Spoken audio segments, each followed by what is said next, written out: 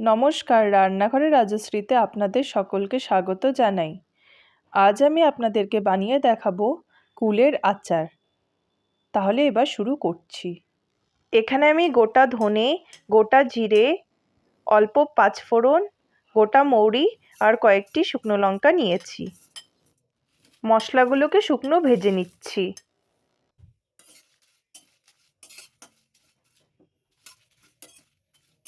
ভাজা হয়ে গেছে, এবার তুলে একটু ঠান্ডা করে নেওয়ার পর মিক্সিতে গুঁড়ো করে নেব।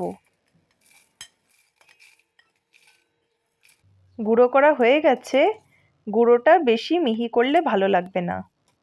এখানে আমি 500 গ্রাম শুকনো কুল ধুয়ে কাপড় দিয়ে মুছে রেখেছি, যাতে কুলের গায়ে একটুকু জল না থাকে। এবার কুলগুলোকে হালকা করে ফাটিয়ে নিচ্ছি।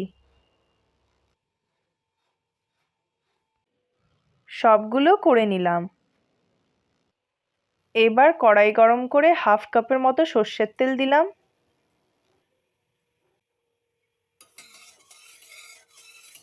এবার গরম তেলে অল্প পাঁচফোড়ন আর কয়েকটি শুকনো লঙ্কা দিলাম।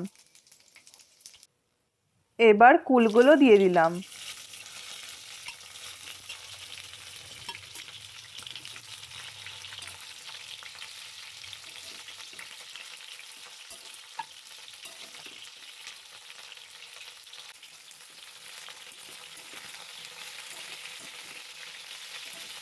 এবার স্বাদ অনুযায়ী নুন আর অল্প হলুদ দিয়ে দিলাম। কিছুক্ষণ ভেজে নেব। এবার এখানে 300 গ্রাম আখের গুড় দিয়ে দেব।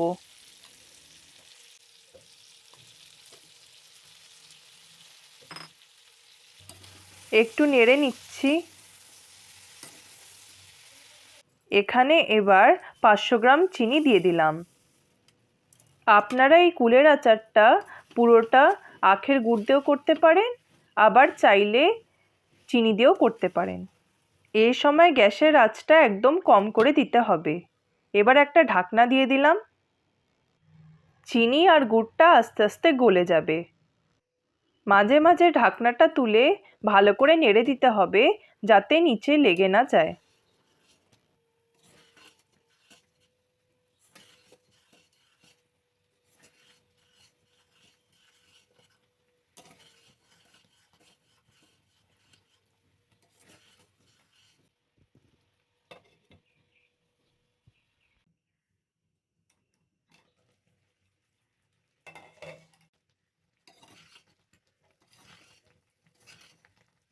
কুড়ি 25 মিনিটের মতো রান্না করার পর প্রায় আচারটা হয়ে এসেছে। আগের থেকে তৈরি করা ভাজা মশলাটা এবার দিয়ে দিচ্ছি।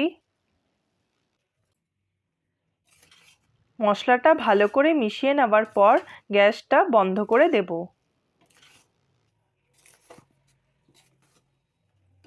হাফ চামচের মতো ভিনিগার ছড়িয়ে দিলাম, যাতে আচারটা ভালো থাকে। চটপটে মিষ্টি কুলের আচার তৈরি হয়ে গেল। আমার এই রেসিপিটি ভালো লাগলে তাহলে প্লিজ লাইক আর সাবস্ক্রাইব করে দিয়েন।